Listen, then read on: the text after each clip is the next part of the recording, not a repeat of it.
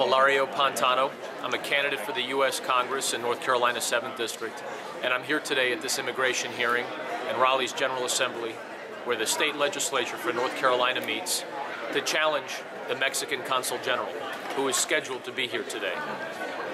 I'm probably one of the few candidates in this state or even in the country that has not only attended one of the Consul General's matricular ID card events that have been held throughout the state of North Carolina to give documents to people that are here undocumented or illegally, but I also am the son of a legal immigrant. I feel uniquely qualified to speak to the American people and on behalf of the American people about immigration, both legal and illegal. My father became a citizen in 1976. He came from Italy. He worked 3 jobs and went to school at night. He learned the English language, and that love of country that comes from when you earn something, not when it's stolen or given, but earned, translated to me, serving my country not just in 1 war, but in 2.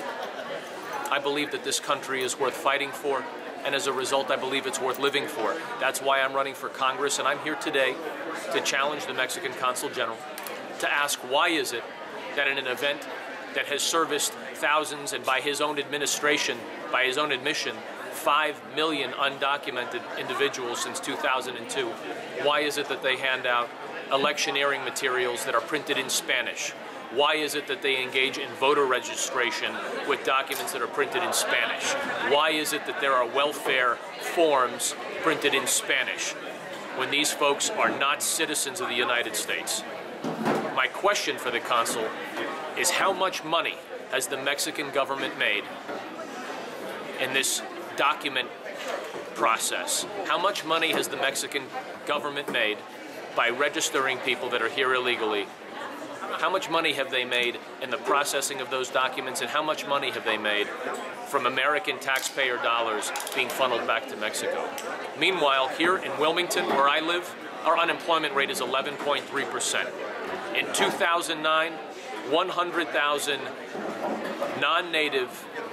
non-native construction workers were able to gain employment in America.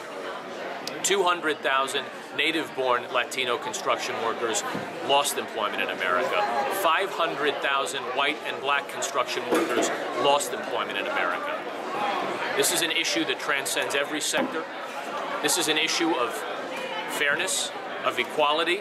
This is an issue of how we appropriate resources in our state and in our country. The state of North Carolina spends $2 billion a year, over $1 billion of which just on education alone, to service undocumented families.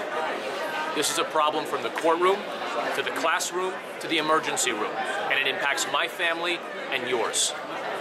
When we talk about teacher shortfalls, when we talk about overcrowding in jails, when we talk about the skyrocketing cost of health care, let's look at some of the drivers and the fact that all of us as taxpayers are paying for this. It's unacceptable, and it needs to stop. I'm Ilario Pantano, and I appreciate your support.